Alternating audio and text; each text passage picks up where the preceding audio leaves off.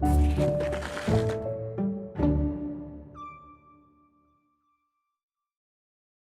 morning, everyone. Good to have our friends at the library, friends from the School of Arts and Sciences. So glad to have you here today. Excited about this presentation, which is a part of our monthly Tuesdays With. And I always give the same introduction. We chose that title because it comes from a book that was published in 1997, a bestseller, Tuesdays with Maury, which is a wonderful book in and of itself. But it speaks about the relationship. I got bad news for you all. Education doesn't end when you finish school. It keeps on going. And in fact, the very best thing is that kind of education. Here I am in my 70s, still learning a lot and enjoying it very, very much. And that's what our series is all about. And on the third Tuesday of each month, we have a lecture, and we've been very graciously allowed to be able to use this facility. And so we get to be in your backyard as your neighbors at the school. To be able to share here at the Winnie Auditorium. I'll talk about that when we finish up. Today, we are Tuesdays with Jason Flynn. How do you like that? You're now the title of a book. And we're thrilled to have Jason here with us. I have to share the story, the introduction on all of this, because this is the connection we had. We have some very good friends that live in Pennsylvania that come here regularly to visit. They love Georgetown. And he's a geologist. And he's extremely frustrated every time he comes here to Georgetown because there are no rocks. Well, we'll get to talk, but they're down there somewhere pretty far. And so we never get a chance to talk geology. He used to visit us when we lived in New England, and he'd go crazy with all the rocks that were up in New England where we lived. But anyway, so we're out at Brookgreen Gardens, and we're walking around and discovered that there is a geology garden there at Brookgreen. Now, this is going to be a part of the talk today because you'll all want to go find it when you go out the next time. And lo and behold, not only is the garden there, but Jason is there. And so we made a connection, and my geologist friend now is thrilled to come to Georgetown to be able to come out to Brookgreen to see the geology exhibit that is there. And as we were talking, we got into a conversation and asked Jason if he'd come and speak. And he graciously agreed to do that. And so we're thrilled to have here today Jason Flynn, horticulturist at Brookgreen Gardens. And very active there in a lot of different ways. If you go out there, he is the one who created the South Carolina Geologic Garden. He cares for a native garden, a display of plants that grow in the wild in South Carolina, and also cares for Bethea's Garden. That's right, I got that right? Which is a wonderful garden there in terms of vegetables and all kinds of plants, and maybe he'll talk a little bit about that today as well. He has a bachelor's degree in environmental studies and a lifelong interest in understanding the interconnections found between the natural and man-made world. Join me in welcoming Jason Flynn.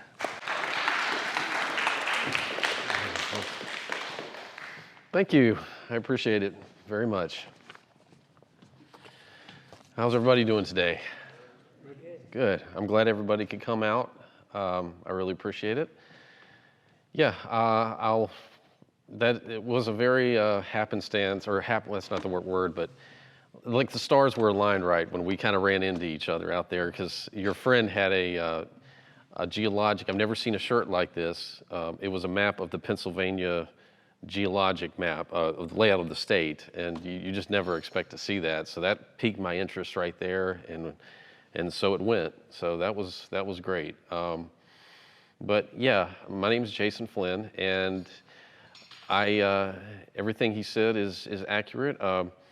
Basically, as far as I go, I have a really long love of the outdoors, nature, and it goes way further back than my time at Brookgreen Gardens. Brookgreen is kind of just like the evolution of just coming into what I think is what I like to do. So, but when I was a teenager, we lived in a rural area of the state of South Carolina.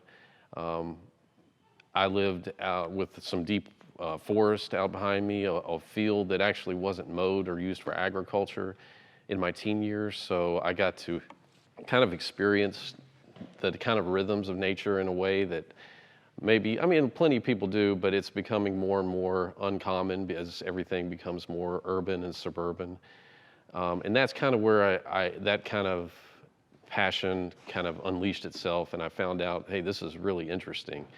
When I first moved there to that rural area, which is in over by the Savannah River and the Edisto River, in the Sandhills area. I lived in kind of a suburban area before in South Carolina, so moving to kind of a rural area was a little bit of a culture shock. But when I got out there and just started exploring the woods around me, I was about 13, 14. It really just kind of took hold, and that's I felt like this is natural. This is something that interests me. And in my mid-teens, that's when I really discovered geology.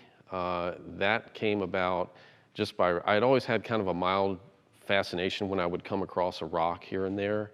Living in the upstate of South Carolina, that's where you're typically going to find rocks on the ground.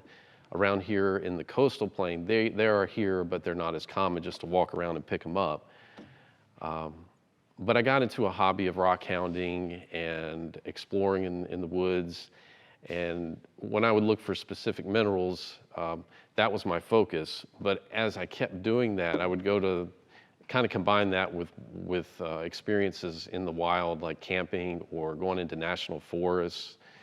And that's when the ecology and the environment, kind of seeing the interconnections, just started to come to like a light bulb went off. I realized there was a lot more going on here than just this specific rock or this specific plant. They were all kind of interrelated.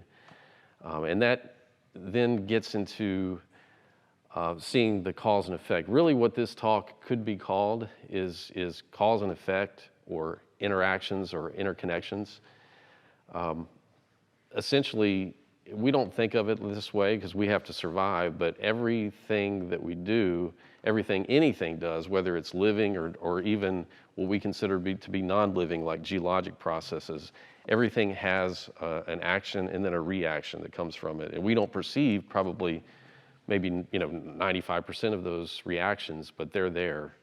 So that's going to be the real heart of this talk. And there's so much to cover, and in preparing for this, I feel like I'm going to leave out something critical, but I think the whole point of it will come across, and that's really key. You could spend you can go to school for any one of these subjects and spend 8 years studying. So that's kind of where we're heading. And really, I was trying to figure out, well, okay, what's the best way to start this? I kind of wanted to delve into the environmental issues and the ecology first, because I hate to say it, it's not always the most uplifting and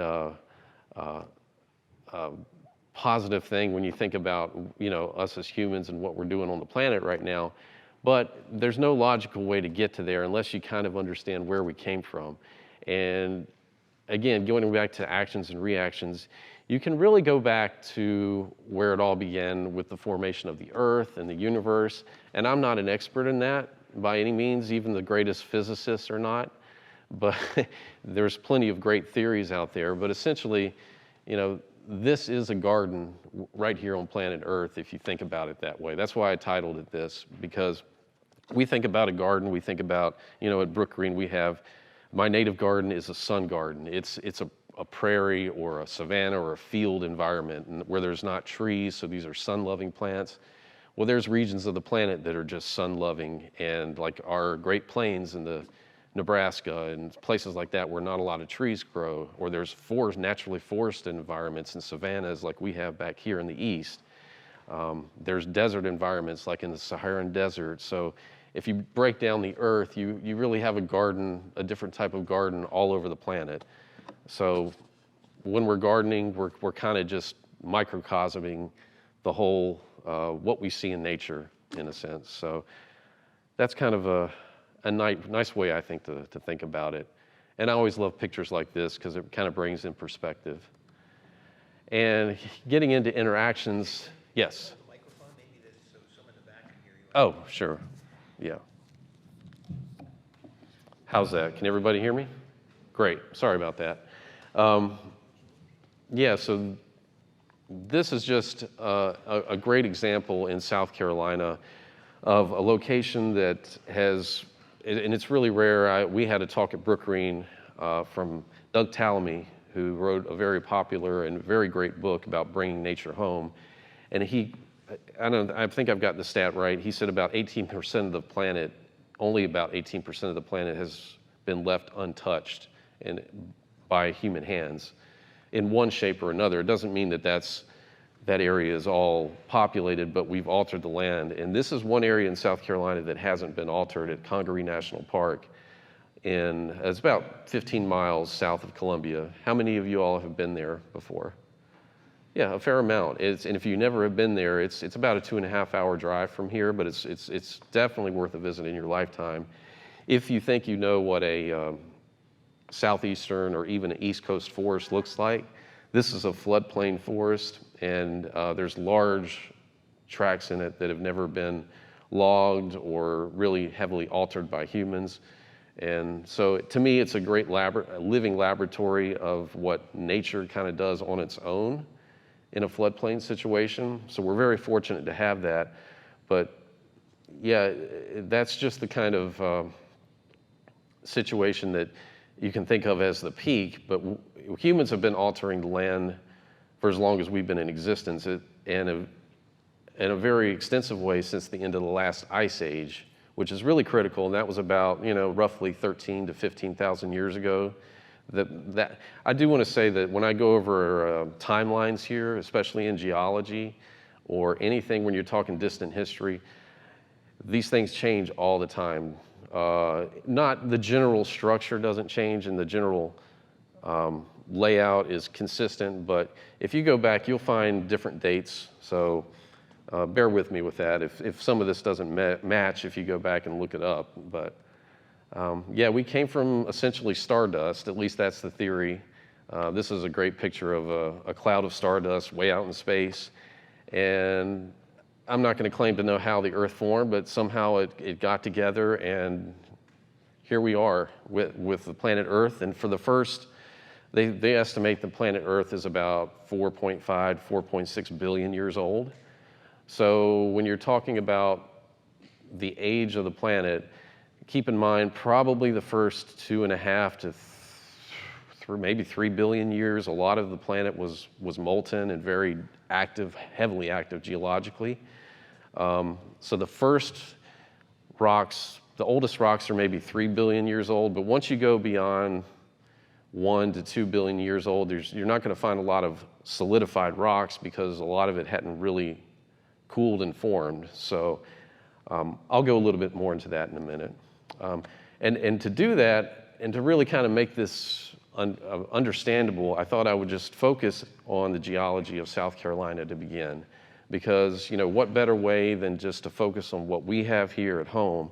And it's actually very, very interesting, the state of South Carolina, geologically, ecologically. We have great examples of different processes, different environmental issues that have led to a lot of knowledge if you go back and study. There's a lot of areas in the world where maybe you wouldn't be able to learn a lot, but we have a lot to learn in what is really kind of a relatively small state, one of the smaller, if not the smallest state in the Southeast. But we have landforms that vary from mountains, obviously down here to the coast, and everything in between. And that is the peak of the highest point in the state is called Sassafras Mountain. It's up in Pickens County. And 3,500 feet is not very tall by mountain standards. So we're part of course, the Appalachian Mountains down here. Essentially, we don't think about it on the coast of South Carolina as being part of the Appalachians, but we are. Geologically speaking, the land we see around us, if you go way back, came from the mountains and the Piedmont, which is in the upstate, and it's west of Columbia, Aiken, Sherrall. That's what we call the fall line, which is where the rocky Piedmont dips underneath the coastal plain sediment.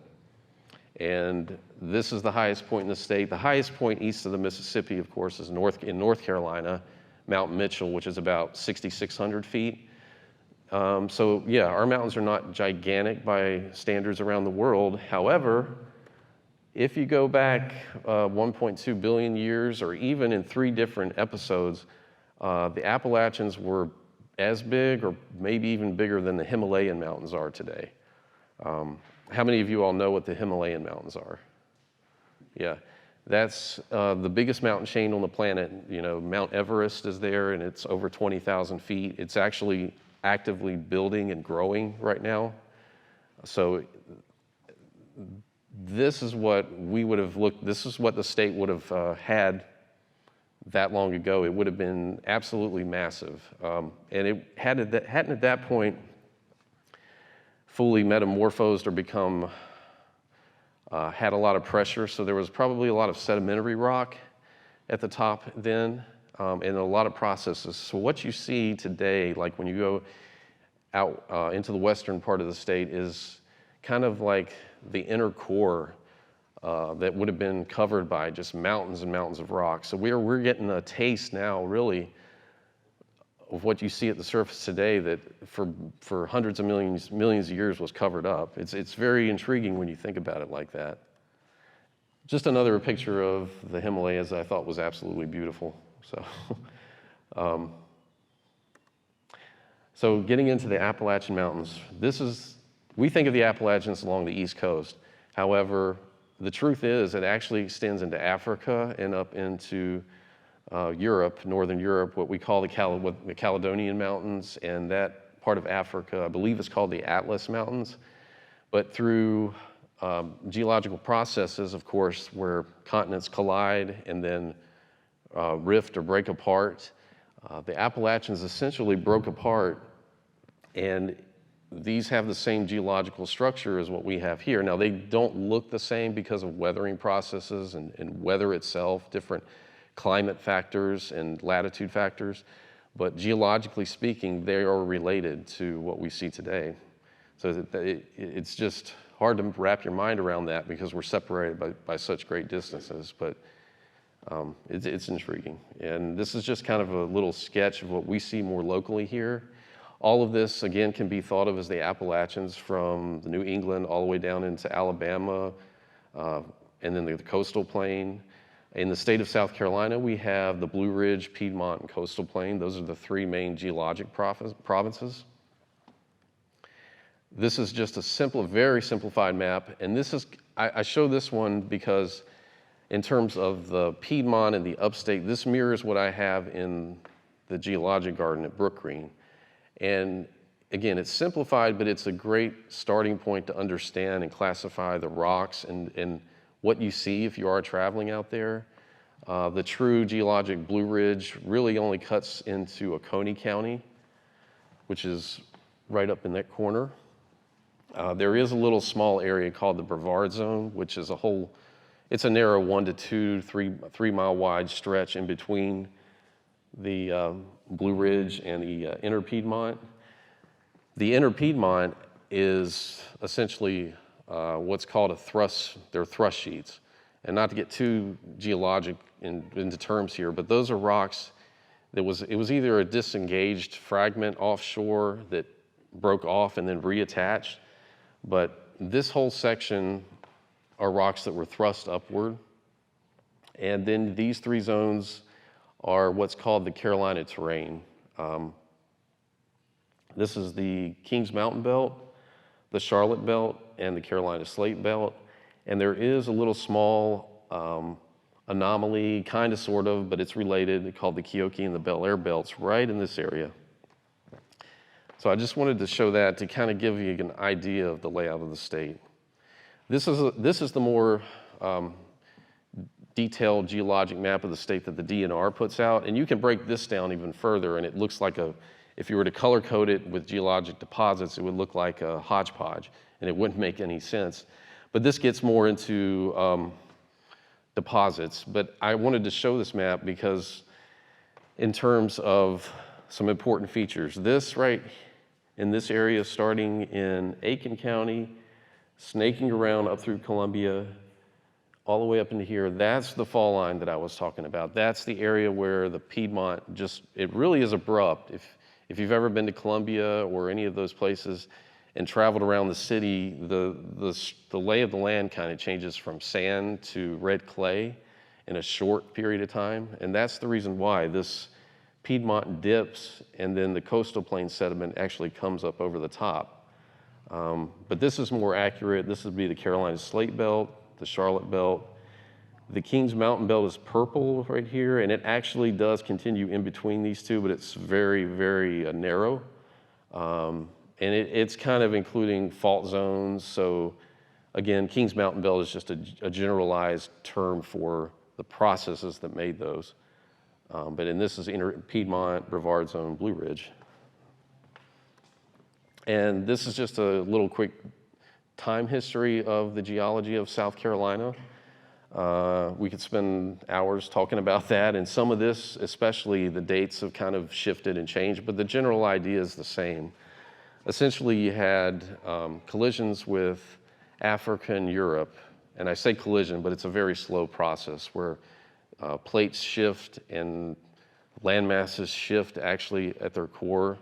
So when the Appalachians were as tall as the Himalayas, from what I've read, chances are we were down around the equator at that point. And they completely eroded down, and then as it rifted apart or detached and came back together, they uplifted again. And the whole process repeated one more time.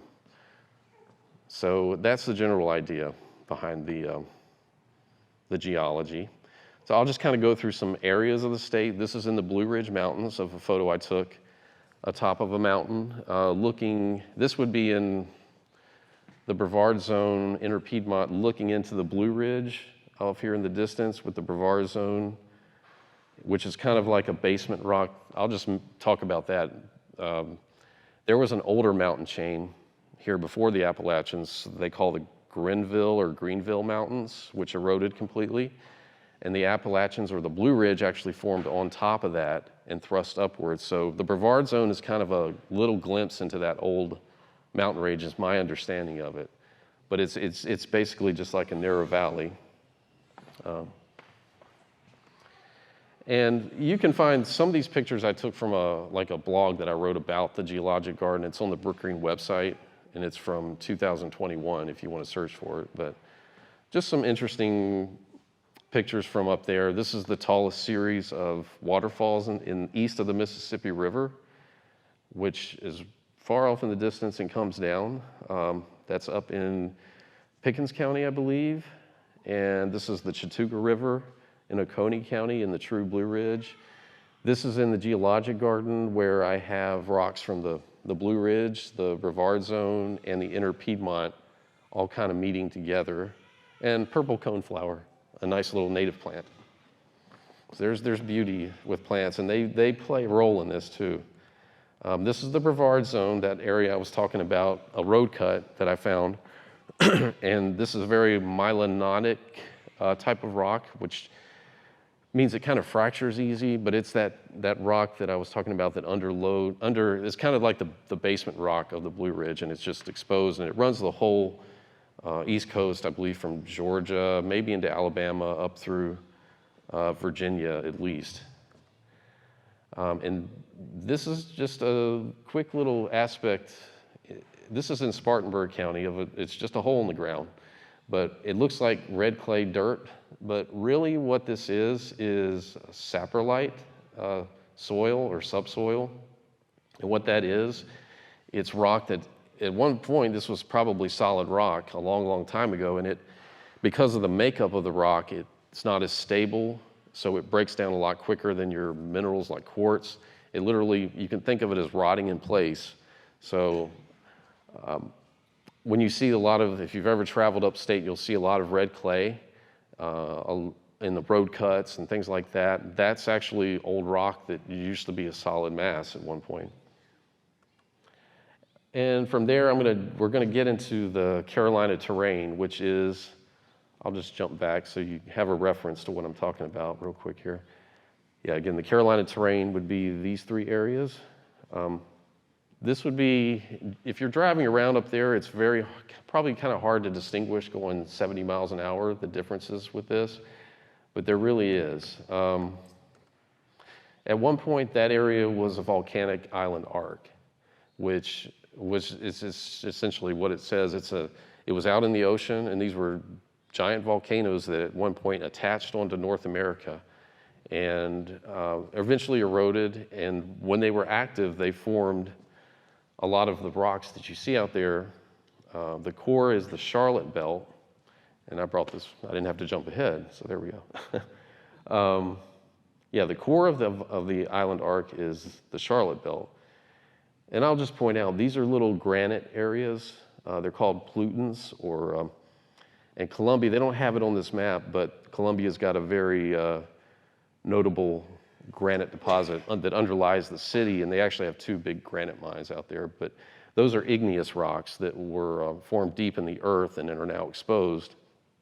But anyway, the core of what we call the Piedmont or the Carolina terrain was right in here. And the best way that I can think of it, with the Slate Belt and the Kings Mountain Belt, this is a shear zone that connects the thrust sheets for the inner Piedmont.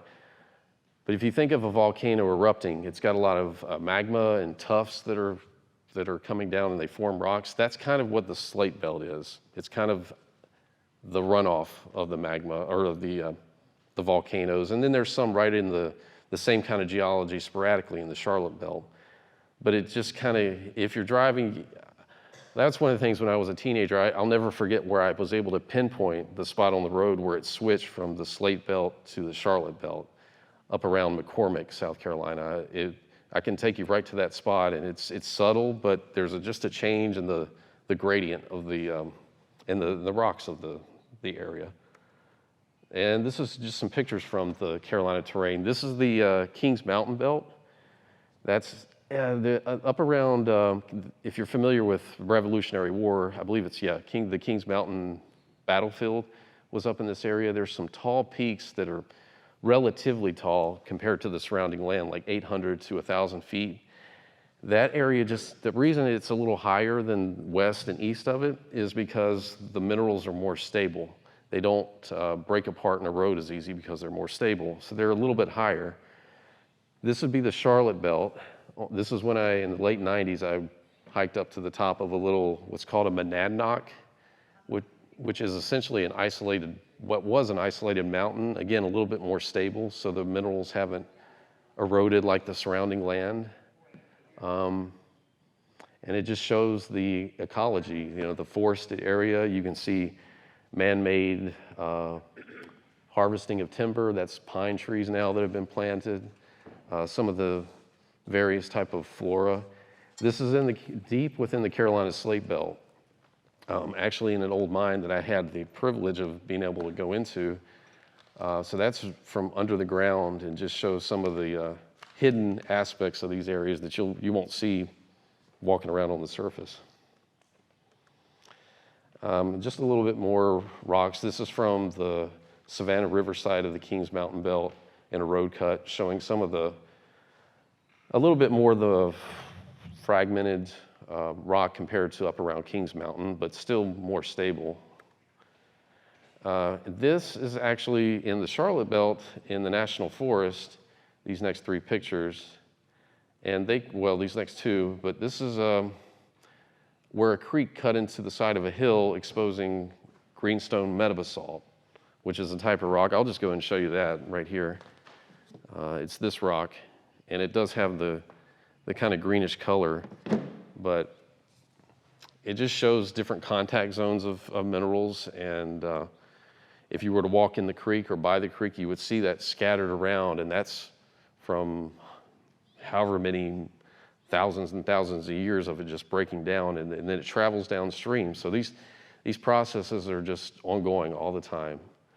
That's what's called a diabase. And this is the biggest one in the state on a road cut. That rock is right, did I bring any of that? Yes, I did. Right here. And this is kind of weathered, so you don't see the full structure, but that's essentially where that comes from. This is the state rock of South Carolina called Winnsboro Blue. It's a blue granite called Winnsboro Blue Granite. It's not found really anywhere in the state except in one small area, not surprisingly near the city of Winnsboro. But yeah, I had access to it. Oh, let me put my microphone. yeah, to be able to go out there and see it in its natural environment. It's very beautiful. If you look at it from afar, it kind of has a bluish tinge, but that really comes out when it's polished. And it's really been used as a building material in a lot of monuments. It's in the state capital of South Carolina. In Washington, D.C., they've used it. But the mine isn't active anymore, but it was well desired for many years, and it's a very beautiful stone up there. So getting back into the continental aspect of this, we have one exposed what's called a rift valley in the state. Most of these, well, let me go back up. A rift valley is essentially where the two continents were together and they started to pull apart. Okay, so when that occurred, you can think of land stretching out. It forms a valley and then sediments fill in. Most of those are actually, in our state, are covered up under the coastal plain, but there's an area just west of the fall line called the Croberg Basin where it is actually exposed, and that's a picture of it. And a lot of the rocks, pretty much most of the rocks in the Piedmont and the Blue Ridge are igneous and metamorphic, and that just means that they were formed from heat and pressure in the earth, natural processes that alter rocks. But this is in the Piedmont, and this actually has an isolated pocket of sedimentary rock. And sedimentary rock is just what you think of it. It's a loose sediment that had a bonding agent like iron or something that melded it together to form a rock. So kind of an interesting, and some of those rocks are on display at the garden at Brookgreen that I collected. This is just a pretty creek shot taken in the Carolina Slate Belt. And one of the rocks actually came from this area right here. It's been weathered by natural, stream processes, but it's a local rock. I believe it's phyllite is the type of that. I'll say one thing about categorizing rocks. We put names on rocks just like we put names on plants, and they're great, but the truth is a name of a rock is essentially a pattern of minerals. That's what a rock is. It's a conglomerate of minerals, and we notice these patterns and we put a name to it. But sometimes nature doesn't always, a lot of times it doesn't follow the rules. So you'll see different types of minerals that don't really fall into one or the other. So geologists do the best they can, and there's a lot of people that know better than I do about that. But I've got a good knowledge of it. And this is, I just wanted to show this picture because very interesting. It's a perfect example of the soil of the upstate. You have a subsoil right here, which is eroded saprolite rock that is rotted in place. You have bedrock right here, the actual rock deposit still formed, and your topsoil. This was just a utility work that I saw happening one day, and I had to pull over and take a picture of it because it was just picture perfect for that. And in the fall line, this is in Columbia. So I wanted to emphasize this again because this is where the change happens. If you're into geology in this state, Columbia gives you access to see a lot of very interesting things within a small little area. You could probably find that in Augusta, Georgia too. It's the same process, but Columbia allows good, the ability to see it. This is right on Main Street. That's the Capitol in the far off distance. The Piedmont, the Slate Belt would be where the skyscrapers are, just blocks over that way. This is turning around on another street looking the opposite way. This is University of South Carolina in Columbia. A lot of it there, it's very hard to see, but in the distance is Williams-Brice Stadium right here. That's actually in the coastal plain, and that just means it was covered. At one point, that was ocean. It was covered by water many thousands of years ago. And this is actually from that area where the stadium's at, looking up into downtown. So this would be the middle coastal plain. And this would be, and I'll get into this in a minute, but this is the Orangeburg Escarpment going up and around in this direction up into the beginning of downtown. That would have been essentially the old coastline when the sea levels were much higher. And jumping ahead here into The upper coastal plain, since this, I'll get a little bit more detailed about coastal plain because that's where we are, and that's what we see around us. But the coast of South Carolina can really be thought of, again, going up to the fall line, but that's because the ocean has risen and fallen multiple times over the past million years at least, if not even further back than that. It's been much higher and much lower than where we're at now. What you're seeing here is in the sand hills, which are back windblown dunes that formed if you break this down and look at it in layers, beneath you would probably find oceanic sediment mixed with sediments that eroded off of the Piedmont. And at one point, about 60,000 years ago, roughly, it was a drier environment, and there was a lot of wind and different forces that formed these sand dunes called the sand hills. And that's really what you see in the upper coastal plain, which heads down to around the city of Orangeburg. Orangeburg is about 50 miles, 45 miles from Columbia, east of it. From a geologic standpoint, it's very notable because this is another very visible spot where you can see where the ocean used to reside at one point. It's called the Orangeburg Escarpment. And this is right in downtown Orangeburg. Again, it's about as best picture as I can get, but this little ridge off in the distance, the Edisto River is down in the valley, and it lifts up, and that would be the upper coastal plain, and this is called the middle coastal plain. So Orangeburg, geologically speaking, is noted for that, and that escarpment, which runs through multiple states, has that name because of the visibility here.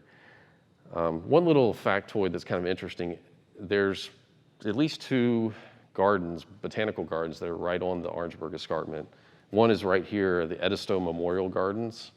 It's right by the river there, there's a hill that goes up, and that's the Orangeburg Escarpment. The other is in Hartsville, which is on the Coker College campus over there. They have a public gardens there that has a big hill, and that's also the Orangeburg Escarpment, but no one probably talks about it in that manner, but that's what it is. Just another view from the heart of Orangeburg. This is the middle coastal plain, and I show this picture. This is just your average agricultural field. You can see this. It probably doesn't look different than anywhere else on the coast, but when you think about the coastal plain, you have these encroachments of the sea that form these very mild, what we call escarpments today, but in between is level, slightly gently edging towards the sea, what is called a terrace. And that's just essentially where the ocean would have been sitting more level, and there wouldn't have been as much undulation underneath. But it's hard to imagine, but the ocean would have been, way up here at one point. And this goes further east to the other really notable escarpment in the coastal plain called the lower coastal plain, which is the Surrey Escarpment. And you all have probably driven this route. This is coming from Myrtle Beach, going towards Florence. As you go past Highway 501, you're crossing the Great Pee River. Let me make sure I've got the Great Pee River, because you go across the Little Pee River when you go out of Horry County into Marion County. But when you go from Marion into Florence, you cross the Great Pee. Well, there's this great floodplain, swamp, whatever you want to call it. And then there's this hill that you go up. And that's where, again, the edge of the ocean used to be. And it's visible because of the water feature down below. This is looking the opposite direction. And you can see how the land flattens out this way. If you go this way up that little mild hill, it doesn't drop back down again. That's the signal that you've gone over an escarpment, essentially. And this is just a little showing our coastal plain and the underlying geological structure. As you go back into the Piedmont and the Blue Ridge, that essentially makes up what we see our sediments around in the coastal plain came from the erosion that happened from those great giant mountains, the Himalayas, so to speak, when they were a lot bigger. All of this goes to great depths before you hit more Piedmont down below. We're up here in the Grand Strand, which has got what they call a Carolina platform. It's just a more shallow area. We're talking 300-400 feet deep of sediment here, but it all slopes down this way. You go down around Beaufort, you're probably looking at 1,200 feet in depth. That's a lot of sediment, and that just is where the proof partially comes from, just how big the Appalachians used to be from there. So this is in the lower coastal plain on the PD River in a different location, the Marion Florence County line. And that is one rock it's a coquina rock that came from a deposit that's, again, those are sometimes the best places to find them because you don't typically find rocks from the coastal plain. They're layered and they're deeper, so you don't find them walking around the ground. But that's, they pop around from time to time on rivers and exposures and in the river cuts. And getting even closer to home, this is just down the road at the Santee Delta. If you go south on 17 between Charleston and Georgetown, I'm sure you've been over the Santee River, the North and the South Santee River. This is a natural delta, this is actually the largest delta on the East Coast. And we have the South and North Santee Rivers. They're actually, that whole valley can be thought of as one great big river in a sense, and it's just a unique ecosystem that forms from the sorting of sediment. That's why this is a little bit more solid and not like a river, because the sediment built up here and heading out towards the Atlantic Ocean, and it just creates a very unique environment for different plants and animals to thrive out there. And this is getting closer to Brookgreen. This is at Huntington Beach State Park. This is Drunken Jack Island, which is actually in Huntington Beach State Park. Not many people, there's no way to get to it by foot if you go over there, but it is a true island, and it's surrounded by water. And you go south of the Grand Strand, and you're going to find all sea islands. And those are just areas where the sea level has actually risen through lowlands that were once connected, and hence you have islands now. And that's more proof of sea level rise. But again, because we're shallow here, or a little bit more, our sands don't have as much settling area, then we can be a little bit more connected without all the islands, even though we're at the same elevation, if that makes sense. I know that's a lot to kind of understand here, but I also wanted to show just a live oak tree. This live oak tree is just an example of the forces of nature and a plant evolving because of geology. We have a lot of soft sediment around here, a lot of wind from the coast, from hurricanes. So what's going to thrive best? What kind of plant is going to survive that kind of environment? It's going to be a tree that can root itself wide, spread its limbs out so a big wind doesn't just topple it over.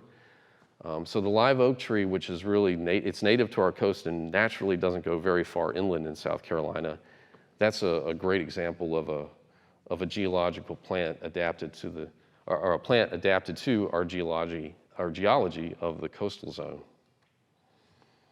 And I'll just finish up this part. This is just a geologic map of Georgetown, showing different. See, this is the kind of thing that interests me throughout the years that would probably bore some people, but this is showing geologic regions within the county, and it shows how, as you're traveling, different types of land masses. This is Brookgreen Gardens right here. This pink would have been an encroachment from the sea that deposited silt. Things like the Jessamine Pond over there is covered, but then if you go over to Sandy Island, and really part of Brookgreen on the larger property, there's a lot of sand, there's what would have been a lot of windblown sand dunes that formed really about the same time as the sandhills with the same kind of process, only they're not as high in elevation as that. So let's see. What's the green belt there? That would be, let's blur it out. Yeah, well, it's a more of a solid, I believe it's a back dune is really what that is. And this is the sea marsh right here. So it's a more solid foundation, which obviously that's where we've developed, is right along that. So let me see if I've kind of locked up here. There we go. Let's go back. Okay, yeah, there we go. So again, yeah. So there's the geology of South Carolina. Yeah, from the mountains to the coast, and they're really all interconnected. It's hard to grasp when we're talking about geologic ranges that are 800 million years old to 1 billion years old in places, but that shapes everything that we see, and a lot of the everyday activities, and again, the way that our homes are built was all kind of determined in a way by geology. And that kind of just gets in, I'll touch briefly on the last part of this, the environment and the ecological part, because like again, when you're getting into reactions, actions, interconnections, this is where it's a good foundation to have. You have the environment. The way I like to think of the environment is just the result of what has been created. Ecologically, that's the interaction between living organisms and the planet together. And the environment to me is sort of the consequence or the action or the reaction. So, you know, the world we live in now is, of course, human oriented, and that's no surprise. That's just the way it is. But when looking at the environment, you have to understand why it is the way it is. You almost have to look at our mentality, our what makes us think. Obviously, we have social demands as people, economic, ecological, and a lot of this, you know, we've chosen by our own decisions, and some of it's just our genetic makeup. But this is another little interesting map that shows just all different types of transport mechanisms and how they connect. Heat exchange goes up, evaporation forms clouds, volcanoes erupt, there's soil interaction, the carbon cycle. It's just it's a very complex web to kind of wrap your head around, but the more you think about it and kind of put your brain into that aspect, the more it'll make everything it'll change the way you view the world and make you appreciate things better. And I just wanted to go through a few examples of that. Again, this is in the wild, it happens with beavers, for example. This is upstate. This was probably the mid-90s when I was exploring a creek. And I used to walk on this creek when there was no beaver dam, and it was very rocky. And then I went up after a huge flood we had around 96, and lo and behold, there was a beaver dam there.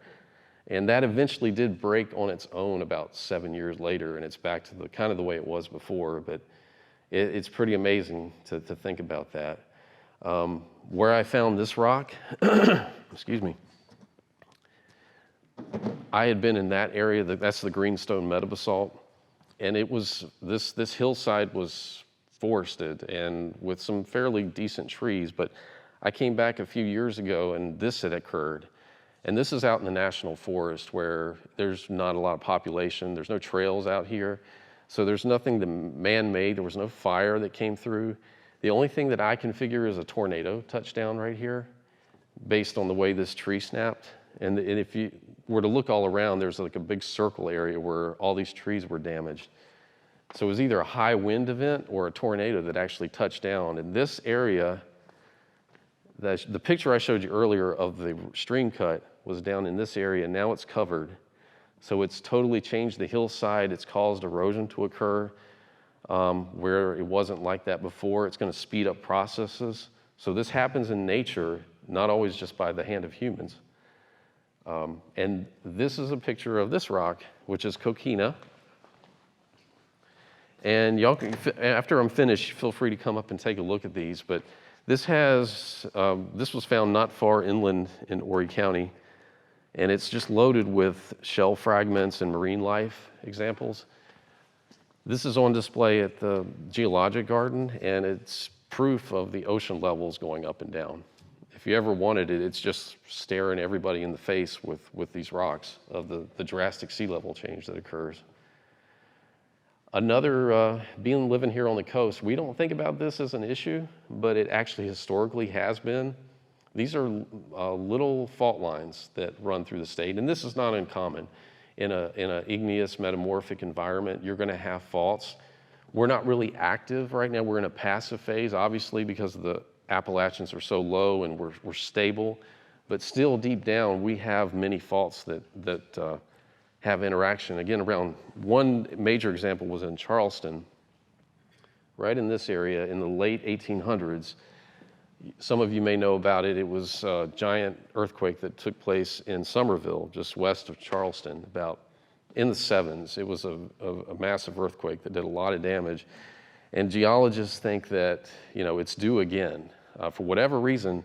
And to be honest, nobody fully understands these because of the depths of these faults. But they think it could happen again. And if we get another earthquake, being on the East Coast, I don't think we're very prepared for that. We don't build like they do in California for earthquakes. Yeah, there's always something to consider, and geology plays a big role in that. And then there's what we do, which this is an example. We farm. We've always farmed.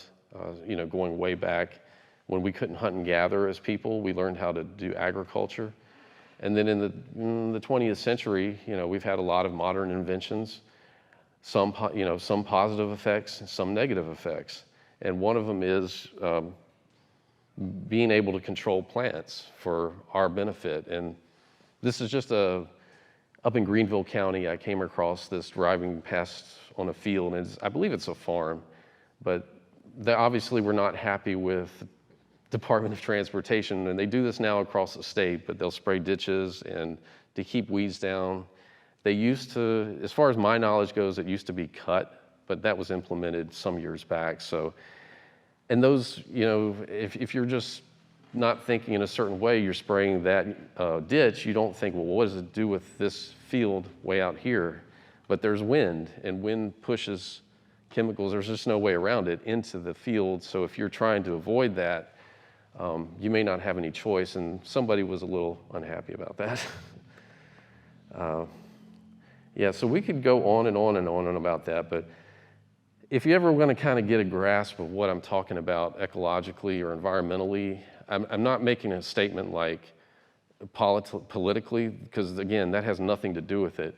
There's no denying our interconnections, our actions, and then our reactions. There's no escaping it.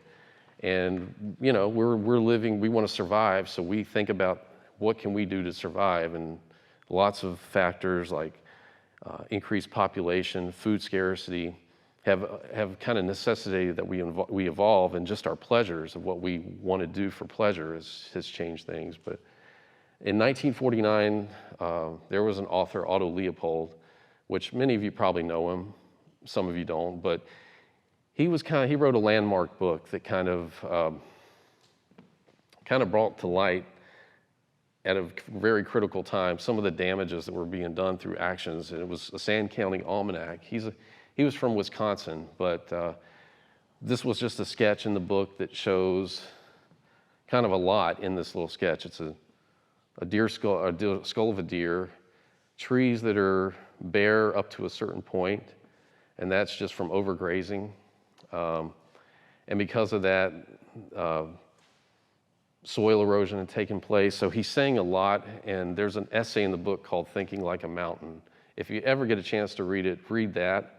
It'll give you plenty to think about. It's not very long. It's an easy read, and it's something I think anybody can relate to. And there's the jetty. So I'll talk about this briefly. This would be a consequence of sea level rise right here. Yeah, they're beautiful. I've been out to this. This obviously was taken by me on the jetty at Huntington Beach State Park. You walk up the beach. It's a good hike, and walk out onto it. But what is the purpose of this right here? This is to keep natural shifting of sands that occur along the beach from occurring. So in other words, if this wasn't here, the way that the currents flow in the ocean sometimes push sediment up and back, and our beaches might disappear for a short while.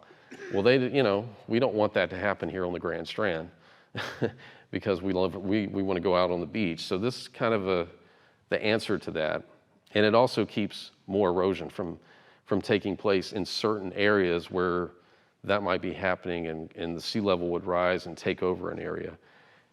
Just for an example, in Beaufort, Hunting Island State Park, which is down near Georgia, they don't do any kind of beach renourishment or I think have any jetties, but they have clear examples of forests that have turned to skeletons now. They're under the ocean now, and that's sea level rise. So where there aren't actions being taken, it's obvious that that's occurring. And so the last aspect of this, I will talk briefly about the native garden and the geologic garden over at Brookgreen, which is where these, excuse me, all these rocks, like I said before, I found all of these over a period of about 25 years. So in my teens, I started collecting rocks with no real intention other than it just interested me. And I didn't, just to answer the question, I didn't store these all at home. I had them stored in different places and with no real idea of what I was ever gonna really do with them. But when I came to Brookgreen, we are all, as horticulturists, are given sections to take care of in the gardens. In 2020, I got the opportunity to take over the native garden around the heron, grouse, and loon sculpture. And this was always intended to be a native plant garden. And when I took it over, it's just the nature of gardening. There's a lot of factors, but it was kind of hodgepodgey. There were some natives, non-natives. So I just kind of took it upon myself to kind of make this garden filled with nothing but native plants of South Carolina, found all across the state. And it's still an ongoing thing, but the area in front of the sculpture, and let me see if I've got a picture of that. Yeah, here's a good example. This was, has gone through different incarnations. Before I took it over and made the geologic garden, it was just kind of crushed granite, which matched the color of the sculpture. And if you go back to when I first started, we actually had little grasses. It was just a big long bed of small grasses of one type. It may have been cordgrass, I believe, but I thought it could have used something different, and I never really could quite figure it out. Well, I take that back. In 2015, the idea kind of popped in my head. I've got a lot of rocks. I could make a display out here. So lo and behold, in 2021, it just started hitting me. I was like, I'm still always fascinated with geology, and I had been collecting around the state, so I thought, I could put these rocks out in a way that shows the geology from the mountains to the coast. And I got permission to do it. I donated these rocks, and they're there on display. It's a labor of love, essentially, but this was the construction in 2021. There's plants to distinguish the belts I was talking about. I left planting beds and prepared them, so there's actually South Carolina native plants in between that are there. This is the Piedmont area, the Kings Mountain Belt, Charlotte Belt, Slate Belt. This is the coastal plain right here where the fall line is. I collected subsoils as well as some of the coastal plain rocks over here and beach sand. So in my opinion, it's a really neat display. I don't know of anywhere else locally that has a geologic display like that. There's great geological museums, of course. Up in Columbia at USC has a geology museum. Charleston, Clemson has a great geologic museum, but this is showing a lot of in a condensed manner, the whole layout of the state, which is a little different. This is just some subsoil from the middle coastal plain, which is again around between the Orangeburg Escarpment and the Surrey Escarpment. These are little round pebbles that you do find out there, and it doesn't make any sense because we don't have any quartz rocks, obviously down here on the coast, but those were eroded essentially from the mountains in the Piedmont, and the ocean came in and resorted them. So you'll find little patches of pebbles in the subsoil occasionally in different areas. And there's some of the, in full bloom, the eastern purple coneflower, some of the Piedmont subsoils, obedient plant. This is from about 3 years ago. There's sweet everlasting or rabbit tobacco, which is a very aromatic native plant that flowers in the fall. I do have some cuttings. This is just from today. I went out to the the garden and harvested just a few little blooms, the first blooms of the season. You have Coreopsis lanceolata, Gaillardia pulchella, which is Indian blanket flower, which is a native. Some people think it might have spread from the Gulf Coast, but it's not 100% certain on that. Robbins plantain. You'll probably see this. This is all along the roadside right now. It's Salvia lyrata. It's a blue purplish flower that's growing all along the roadsides. It's just self-seeded, and it found its little niche. Yeah. What's that? You missed the bus. Oh, did I? Oh, thank you. Yeah, absolutely. So, yeah. There's some mint in here, the first little sprouts of native, I believe that's Ori Mountain mint. And there is a rare cutting of a plant called Georgia savory or Georgia calumet, which is only found in a few places upstate. We do have some of that on display. So it's getting ready to come into bloom, and it'll be its seasonal display. It's not a native plants go through cycles, and that's part of the beauty and the purpose of the garden is to show the cycles of these plants. And I thought the geology part fit in. My hope was to create just the origins connection out there, and I think it ties in nicely, and hopefully will open a lot of eyes to it. And this is just an area of the fall line of the garden where the coastal plain meets the Piedmont. And this is the actual, what I would call the fall line in Columbia, right along the Congaree River. You can see these rapids right here. The fall line has a lot of rapids because, again, you have dipping Piedmont rock, and then it drops off, creates rapids, and then the coastal plain is further downriver, and it flattens out, and you have not far downriver things like Congaree National Park. And so that's the gist of it. I appreciate it. I'll just go through a few of the rocks here if you want to know about them real quick here.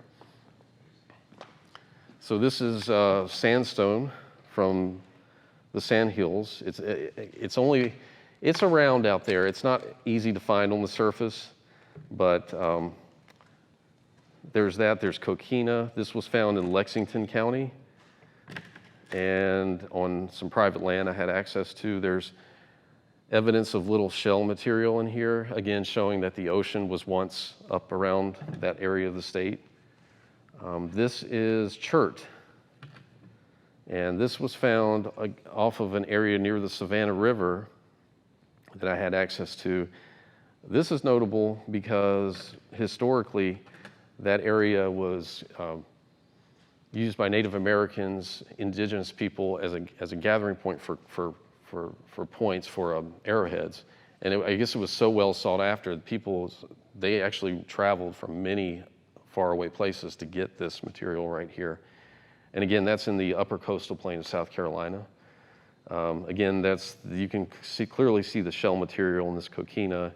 This piece right here of coquina was found off of Highway 90, off of somebody who gave this to my father, actually. And he was doing some digging on his property deep down, like 10 feet, and came across all of this material. So again, not at the surface. And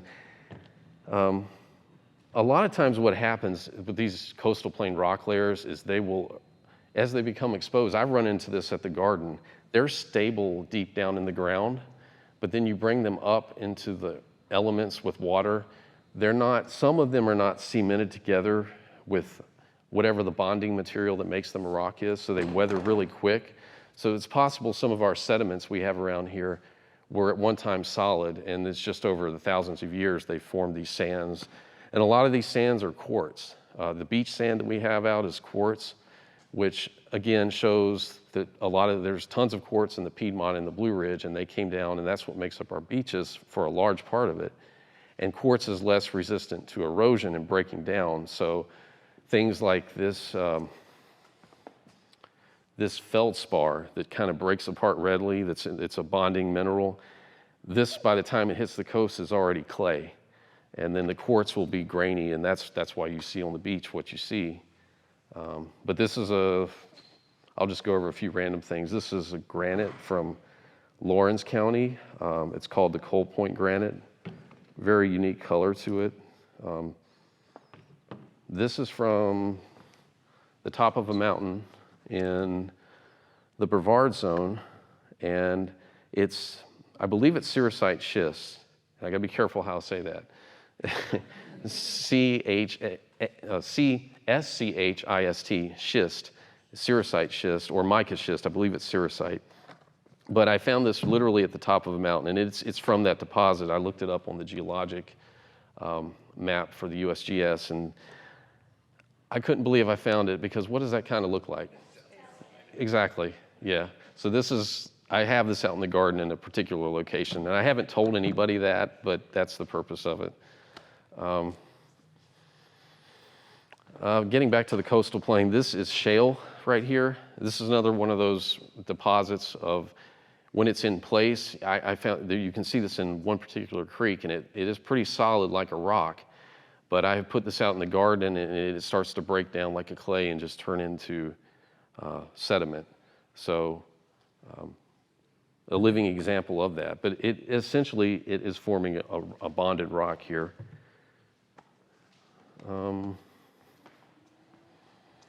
This is nice.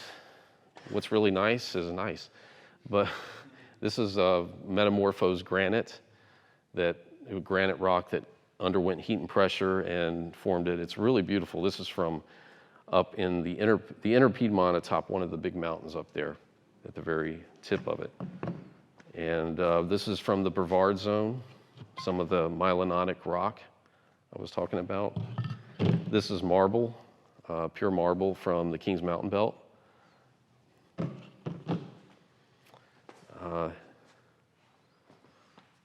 This would be from, I mentioned this briefly, the Bel Air Belt and the Keoki Belt, which are around Augusta, west of Augusta. And the people used to think that was part of the Charlotte Belt and the Carolina Slate Belt, but they're more metamorphosed or altered in a sense by heat and pressure than those. So they think that they're unique. They're not actually part of those terrains, is the going idea. But these are some examples of that. And again, this is the state rock, the blue granite right here. So this is quartz, common white quartz, and it's got some minerals in it. But if you look at it close, it has kind of a yellowish, greenish tinge to it. What do you think might have caused that? Algae. Not algae, but good guess. Copper. Could be some copper. It also could be some sulfur mixed in. If you have a lot of pure white quartz, it's not as mineralized, but if you start seeing all kinds of colorizations in it, it means there's all different types of minerals that are in there. And I didn't bring them in from my car, and I wish I had, but anyway, it's just, I don't have them on display, and I wouldn't put them out, but there's a little piece of topaz that came from, and it's not, I wouldn't call it jeweler's grade or anything, but South Carolina is, like I said, it has incredible diversity of rocks in it and minerals. You have gems. The state gemstone, which is on that poster that Bob has right there, is amethyst, and that's actually the state gemstone of South Carolina. I don't have any. I have little chips of it, but nothing like that. But I'll just talk about that for just a second. It comes from one particular area of the state that's really well known in the geology circles for its high grade, to the point where it's some of the best in the world. And there's actually examples of it from South Carolina in the Smithsonian Museum. Yes, ma'am. Yeah, sure. But I wanted to know this for a long time. Where does all the granite come from that are probably on all of our kitchens? What have we done to get it? And why do we have to seal it? Why do we have to seal it? The sealing part would be because just my thinking would be the pores in it. If you take pure granite, this is probably not a good example. You can make a countertop out of this right here, almost just cut and polish it. But some other granites like this, this came from Colombia that I was talking about. It's got a pink granite. If you were to do that without maybe sealing it and you were to put food material, it would take in moisture. So it's just a way to make it more solid, I think. But what you see sold could come from anywhere on the planet. Wherever there's a granite mine, granite's very common, so who knows? You know, it could have come from on the other side of the planet, or it could have come from down the road, but what we call riprap rock was mined somewhere. So Columbia is a good source, but I have no clue. Yeah. Was there any other questions? Yeah. Yes, sir. Well, we have visitors. We live about a mile from the ocean, right next to Brookgreen Garden on one of these golf things. And we have retention ponds. So I'm out there talking to visitors about how difficult it is to grow plants because of the sand. Yeah. And I say, well, this used to be underwater. And if it's a 5th grade boy in the group, he will inevitably say, how long ago is a long time ago? How many years? Was it underwater? Yeah. What do I tell him? Yeah, if you're that close to the coast, it actually relatively was not that long ago. The sea levels, if you go back 13,000 years or 20,000 years ago at the peak of the Ice Age, right in the middle of it, our coastline would have been about 450 feet lower than it is now, which would have put it out at the continental edge of the continental shelf, which would have been hundreds, like 150, 200 miles off the coast. There was an event, I've seen this over and over again, about 7,000 years ago. There's been some times of rapid increase, not to get too depressing here again, but every once in a while the sea kind of gets an attitude, regardless of our activity, and rises or falls at great depths. And not a lot is quite understood, but that particular area where you're talking about, it's what we call the Holocene or Oligocene, which is the most recent geologic timescale. So I'm just trying to get my ideas here. It could have been about a few thousand years ago. Yeah. Yeah. No, that's possible. You know. 10,000? Yeah, it's certainly possible. If you go back 7,000 years ago, the sea level would have been noticeably lower than it is now. Yes, sir. Amongst many things of interest, early on you had a picture of the Appalachians Yeah. differently. And I lived in Newfoundland from 1946 to 49 in my youth. Oh, okay. And I was told Newfoundland was not part of Canada politically, which it wasn't. It was not part of North America geologically. Your map shows it perfect, going right up there. Yeah, you know, the Blue Ridge and the Appalachians, it depends on what you're, really the Blue Ridge and the Piedmont welded on, they were not originally part of North America. So they're right in a sense. Yeah, if you go back 1.2 billion years ago, it was like a disattached fragment off the coast, and it was welded on. Same thing with the volcanic arc. They were welded onto North America. But So Newfoundland to this day still is not part of North America geologically. maybe not. I don't know how you would classify it, you know. Called a rock off the coast. They called it a rock off the coast. Okay. Yeah, that's possible. I want to thank Jason very, very much. Thank you. I appreciate it. He'll be here afterwards for a tour of the table and flowers, so make sure you take advantage of that. Great stuff. Is this you took the garden apart to bring it here? That's just actually a very small amount. If you go out there right now, it still looks pretty intact. So it's a lot of rocks. It really is a lot of different examples out there. And that's as you walk over toward the Low Country Center, you'll see it in that direction. Because usually, you know, as people walk around the gardens and the sculptures, you go over that area. There's a lot of fantastic stuff there with the Low Country Center, and that's where the gardens are.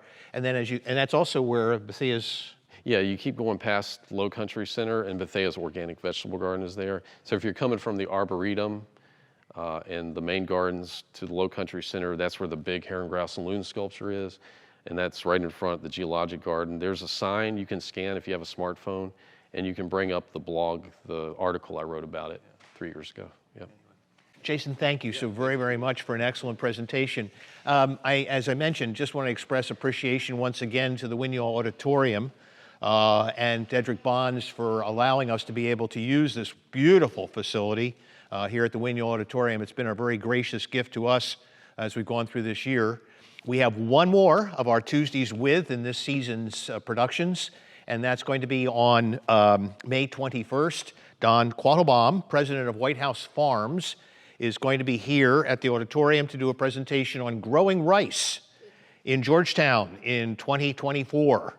And still going on, and you can go to the store and buy Carolina Gold, and that's what Don is doing. And he'll be talking all about how do you do rice in this time. And I'm sure it'll be an enjoyable presentation. Hope you'll join us here on the 21st of May. We also have finished putting together our season for 2024-25 on our Tuesdays with lectures.